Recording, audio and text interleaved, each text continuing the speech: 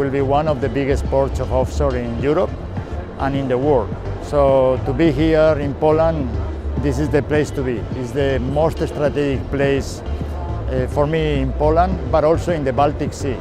And as we talked before, there will be around 90 gigawatts to be built in the Baltic up to 2050. So, you know, we are in the best place we can be able to provide and to serve this industry in the next year. So very happy to be here. Tworzymy zachęty, tworzymy trendy, tworzymy dobre prawo, wspieramy kapitałowo. Bez wsparcia rządu tego typu sektor pewnie by się rozwijał, ale wolniej. Dobry klimat, a my jesteśmy akurat od tworzenia najlepszego klimatu, to podstawa, ale też prawo, przestrzeń, dostępność kapitału, stabilne otoczenie prawne.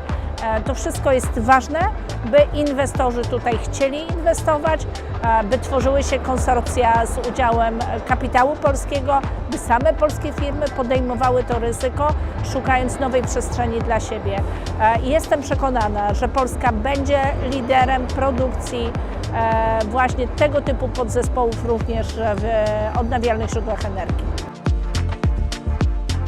Etap inwestycji był etapem pełnym wyzwań. Nie jest to łatwy teren do prowadzenia inwestycji. Mówimy tutaj o terenach industrialnych, wyspie Ostrów, które mają również swoją historię i swoje własne pewne tajemnice zlokalizowane na tym terenie, jeżeli chodzi o grunt, sieci, zagospodarowanie terenu.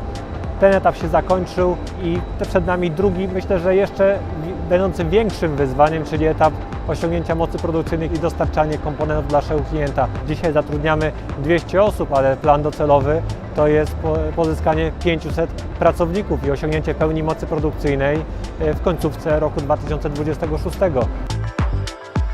Dzisiejsza uroczystość w fabryce Baltic Towers to jest symbol oczywiście, natomiast symbol bardzo ważnej zmiany, która następuje w obrębie łańcucha dostaw dla morskiej energetyki wiatrowej w Polsce. Można z dużą dozą prawdopodobieństwa powiedzieć i z lekką przesadą, ale już nie tak dużą, że już wkrótce producenci turbin wiatrowych, tacy jak Vestas, Siemens Gamesa, ale też może inni, wkrótce już nie będą mogli wręcz obejść się bez produktu realizowanego tutaj w Gdańsku.